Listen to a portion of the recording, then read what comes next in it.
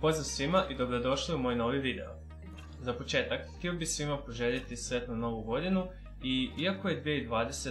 obilježena uglavnom sa lošim stvarima, htio sam napraviti ovaj video da se fokusiramo malo na pozitivne vijesti koje su se dogodile u 2020. godini. Po time bih posebno istaknuo znanstvena postignuća koja su u velikoj mjeri pala u drugi plan. Zbog određenih političkih odluka i interesa, znanost je došla na loš glas. Količina nepovjerenja u znanost, a istovremeno vjerovanje u svakakve teorije zavjere potkrepljene opskurnim YouTube videima dosegnula je vrhunac. Ono što je možda najstrašnije u svemu tome je to što se to s virtualnog prostora preširilo na stvarni svijet. Ljudi se sve manje ustručavaju govoriti o tim teorijama, pa se one automatski i brže šire. Sve ovo je mene navelo da pokrenem YouTube kanal prije par mjeseci. Iako nisam znanstvenik, niti ću to ikada tvrditi, smatram da dovoljno istražujem svaku temu da mogu o njoj govoriti. Ne tvrdim ni da je sve što kažem apsolutna istina, ali je zasigurno iskaz potkrepljen određenim činjenicama. Cilj ovog kanala od početka je bio približiti znanost običnom čovjeku i to nam je sad potrebno više nego ikada. Upravo zato sam odlučio napraviti ovaj video, s ciljem širenja pozitivnih vijesti koje nisu dobile medijski prostor koji su trebale. Moje ime je Daljo i u ovoj epizodi Kozmopolisa izdvojit ću vijesti koje su mi osobno bile najdraže u 2020. godini. Udobno se smjestite, krećemo!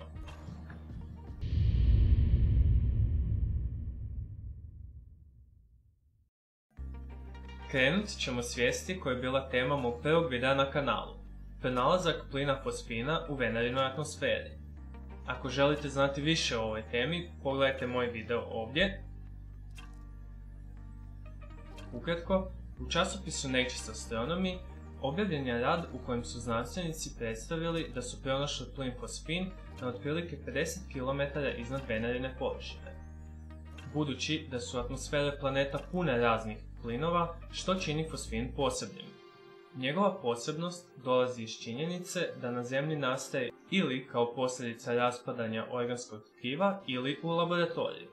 Ako na to dodamo da su uvjeti u toj zoni Venarine atmosfere najsličniji uvjetima na Zemlji u čitavom sunčevom sustavu, jasno je zašto je vijest odjeknula znanstvenom zajednicom i mainstream medijima. Ali naravno treba biti oprezan i ne brzati sa zaključcima i pričekati daljnja istraživanja. Postoji još puno nepoznanica u svemu tome. I sami znanstvenici su jasno naglasili da ovo njihovo istraživanje nije nikakav dokaz o životu na Veneri, kako su to prenijeli svi mediji. Sljedeća vijest odnosi se na svemirsku letjelicu, odnosno kapsulu Crew Dragon. Ona je važna jer je sposobna za prevoz do 7 ljudi u i izvan zemljine orbite, pa i šire. To je jedina svemirska letjelica koja trenutno leti, koja je sposobna vratiti značajne količine tereta na Zemlju. I prva je privatna svemirska letjelica koja je odvela ljude do svemirske stanice. Crew Dragon služi kao jedna od dvije svemirske letjelice za koje se očekuje da prevoze posade do i od Međunarodne svemirske stanice u okviru nacionalnog programa komercijalne posade. Druga je Boeing CST-100 Starliner. Također se očekuje da će se koristiti u letovima američke svemirske turističke tvrtke Space Adventures i za prevoz turista do i od planirane svemirske stanice Axiom Space. Prvi bespilotni testni let posade Dragon dogodio se u ožujku 2019. godine, a prvi let s posadom, s astronautima Robertom Benkenom i Douglasom Hurleyem, dogodio se u svibnju 2020. godine. Ovaj probni let prvi put lansirao orbitalnu svemirsku letjelicu s posadom.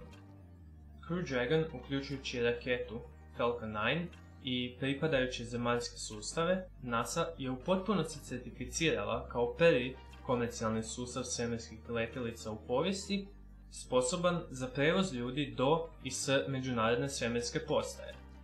Ako sve protekne prema planu, Crew Dragon kapsula već od ljeta bi trebala početi s redovnim prevoženjem astronauta do Međunarodne svemirske stanice i natrag. Treća vijest odnosi se na solarni orbiter, odnosno satelit koji promatra Sunce, a razvila ga je Europska svemirska agencija. Iskoristit će zemljinu i venerinu gravitaciju da se zaljulja iz ekliptične ravnine. Odatle pružit će nam se prvi pogled na sunčeve polove. Kako bi se pripremili za potencijalne sunčeve oluje, znanstvenici promatraju magnetno polje Sunca. Budući da sa Zemlje možemo sunčeve polove vidjeti samo s boka, Solar Orbiter proučit će sunčevo magnetsko polje na polovima. Znanstvenici se nadaju da će ovaj novi pogled pomoći da razumijemo ne samo svakodnevnu sunčevu aktivnost, već i njegove 11-godišnje cikluse aktivnosti. Solarni orbiter letit će unutar orbite Merkura, bliže našoj zvijezdi od bilo koje kamere okrenute prema Suncu. 2020. je bila zanimljiva i zbog dvije misije sa asteroidima. Radi se o misijama OSIRIS-REx i Hayabusa 2. OSIRIS-REx je NASA misija proučavanja asteroida i vraćanja uzoraka. Ova je svemirska letjelica nakratko dodirnula površinu asteroida Bennu oko srpnja 2020. godine kako bi skupila najmanje 60 grama peljaštine i kamenja. Letjelica može prikupiti najviše 2000 grama, što bi bio najveći uzorak do sada prikupljen sa svemirskog objekta nakon slijetanja na mjesec. Znanstvenici će čekati da ga pokupe 2023. godine u zapadnoj pustinji Utah. Druga misija vraćanja uzorka asteroida je Hayabusa 2 kojom upravlja Japanska svemirska agencija. Nasljednik je misija Hayabusa koja je uzorke asteroida prvi put vratila u lipnju 2010. godine. Ono što je zanimljivo su dvije nove slike koje su roveri Hayabusa 2 poslali s površine asteroida Ryugu. Fotografije otkrivaju dosad neviđene detalje površine nekog asteroida. 21. rujna 2020. godine, nakon skoro 3,5 godine putovanja od Zemlje, roveri su uspješno dotaknuli površinu asteroida. Sljedeća vijest koju bi izdvojio iz 2020. godine je pronalazak vode na mjesecu. NASIN stratosferski infracrveni observatorij potvrdio je po prvi put postojanje vode na površini mjeseca. Ovo otkriće ukazuje na to da se voda možda kreće ispod površine mjeseca te nije ograničena samo na hladnu, tamnu stranu zemljinog prirodnog satelita. Kako su priopćili iz NASA, Sofija nije otkrila tekuću vodu ili vodena tijela, već vodene molekule u krateru Clavius. U krateru se nalazi oko 3,5 decilitra vode u 1 kubičnom metru tla. Unatoč toj maloj količini, ovo otkriće otvara nova pitanja o tome kako je voda uopće dospjela na mjesec i kako opstaje na njemu. Iz NASA su poručili da ovo novo otkriće ide u prilog njihovim nastojanjima u otkrivanju novih stvari o mjesecu.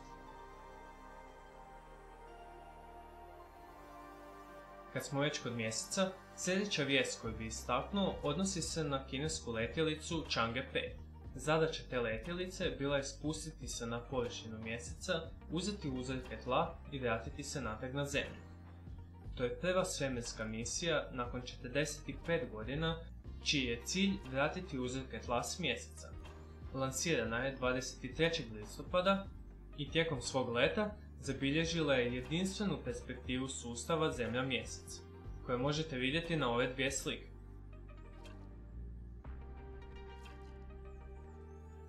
Posljednja vijest je ujedno i najkontroverznija jer se odnosi na cjepivo protiv COVID-19. Unatoč mišljenju mnogih, cjepivo nije bilo požureno ili prisilno, nego prioritetno. Razlozi zbog kojih većina cjepiva traje nekoliko godina su: dostupnost osoba s navedenom bolešću za testiranje, dostupnost osoba koje su voljne proći ljudska ispitivanja, dostupnost resursa i zadnje i najbitnije, financiranje. Cjepivo protiv COVID-19 moglo se kretati brže kroz sve ove prepreke, što je vodilo i bržim ishodima. Jedna od kontroverziji veže se uz povijest tvrtke Pfizer. Oni su u povijesti lažirali podatke o nuspojavama u lijekovima koje su proizveli i tu je došlo do nepovjerenja javnosti. Cjepivo za COVID-19 prošlo je opsežni vanjski pregled i utvrđeno je da je valjano i sigurno. Poveznice za to možete pronaći dolje u opisu videa. Osim nuspojava, kontroverze se vežu i uz sam sastav cjepiva.